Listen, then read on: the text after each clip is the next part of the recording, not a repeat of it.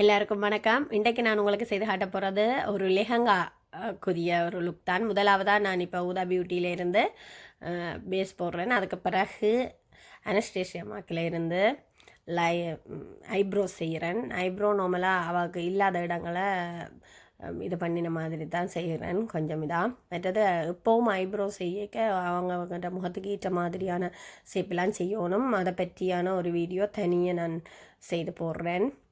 Okay, இந்த மாதிரி முன் பக்கத்துக்கு டக்குன்னு ப்ரெஸ்ஸை வைக்காமல் இந்த மாதிரி பின் பக்கத்தால் தான் இதாக வர வேணும். அப்போ தான் நேச்சுரல் தன்மை கொண்டு வரும். லைட்டாக வந்த மாதிரி இருக்கும் இந்த பக்கம்.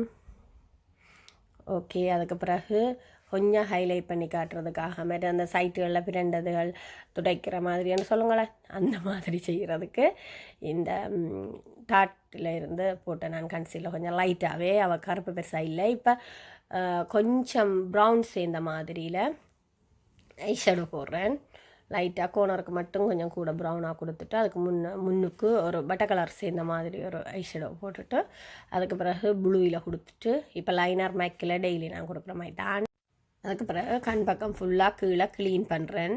இந்த மாதிரி க்ளீன் பண்ணிவிட்டு அதுக்கு பிறகு கன்சீலர் ப்ரோ கன்சீலர் அவன் ஸ்கின்னுக்கு ஏற்ற மாதிரி கொஞ்சம் போட்டுட்டு அப்புறம் ஃபவுண்டேஷன் அவன் ஸ்கின் கலரே தான் செலக்ட் பண்ணியிருக்கிறேன்.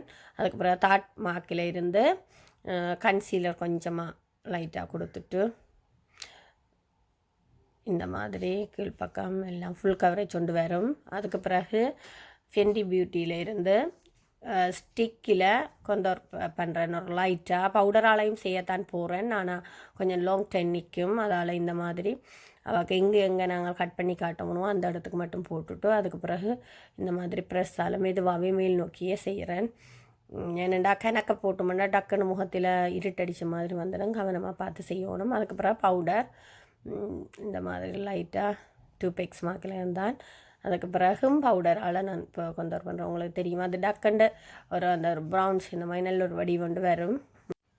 இப்போ ப்ளஷ் போடுறேன். நாளை கொஞ்சம் சிரித்த மாதிரி காட்டுறதுக்காக கிணக்கவா போடாமல் கொஞ்சமாகவே தான் போடுறேன். அதுக்கு பிறகு இப்போ ஹைலைட் போட போகிறேன். கொஞ்சம் லைட்டாக அதே இதில் இருந்து தான் கொஞ்சம் லைட்டாகவே போட்டுட்டு இப்போ முடியுது. இப்போ நெக்லஸை போட்டுட்டு இப்போ தலை ஹேர் ஸ்டைல் கொஞ்சம் செய்தபடி இருக்குது, மிச்சம் காட்டுறேன். முன்னுக்கு இந்த மாதிரி சுருட்டி போட்டு மேலே போட்டிருக்கிறேன். அதுக்கு பிறகு இந்த மாதிரி எடுத்துவிட்டு இந்த மாதிரி கையால் பிடிச்சி கொண்டு மெதுவாக அப்படி இழுத்துட்டு அதுக்கு மேலே ஸ்ப்ரே கொஞ்சம் போடணும். இந்த மாதிரி போட்டுட்டு அதே அப்படியே கொண்டே ஒரு ஹேப்பின் மாதிரி உண்டால குத்தினீங்களா உள்ளுக்கு ஈரம் சோமாக இருக்கும், அமர்த்தும் படாது. இந்த மாதிரி குத்திட்டு இடவழிகளை பார்த்து அப்படியே எடுத்தெடுத்து செய்தீங்களா அது நல்ல ஒரு வடிவான ஹேர் ஸ்டைலாக வரும். ஃபுல்லாக இன்னொரு வீடியோவில் நான் உங்களுக்கு ஃபுல்லாக ஹேர் ஸ்டைல் பின் பக்கத்தை காட்டுறேன். இதில் சும்மா கொஞ்சமாக தான் காட்டுறேன். அதுக்கு பிறகு இந்த மாதிரி தான் நான் செய்திருக்கிறேன். இப்போ நெக்லஸ் நான் நீளத்தில் போடுறேன். அவளுக்கு கோல்டு கலரில் போட்டாலும் நல்லா இருக்கும். இப்போ முன்பக்க தலையை செய்ய போகிறேன். முன்பக்கம் இப்போ சுருட்டி போட்டிருக்கிறபடியாக நிறைய நேரம் நிற்கும். அதுக்கு பிறகு மேலால் இந்த மாதிரி சைட்டுச்சி தான் நான் எடுக்க போகிறேன்.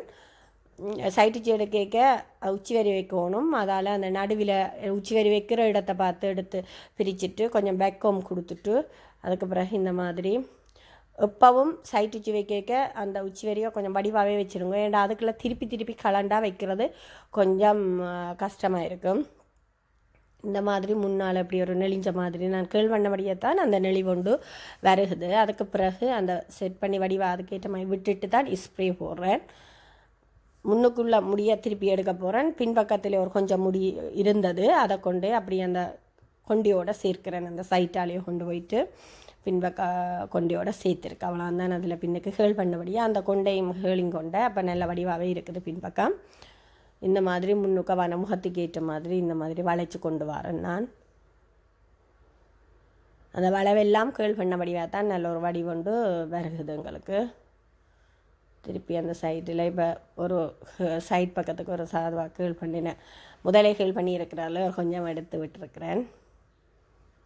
இந்த மாதிரி அந்த கீழுக்கு கொஞ்சம் ஸ்ப்ரே இந்த மாதிரி எடுத்துகிட்டு விட்டிங்கன்னா கொஞ்சம் கூட டைம் நிற்கும்.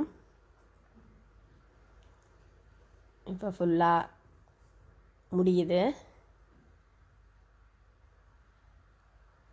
அந்த ப்ளூவிலேயே நெக்லஸ் எல்லாம் வரைக்க நல்ல ஒரு வடிவாக இருக்குது. இப்போ இதுக்கு நான் ஒரு லைட் கலர் லிப்டிக் தான் அடித்தது. ஏனெண்டா ரெட் மாய் அடித்தா டக்குன்னு கூட இதண்ட மாதிரி இருக்கும். ஓகே, பின்பக்க ஹேர் ஸ்டைல் இந்த மாதிரி தான் வருது.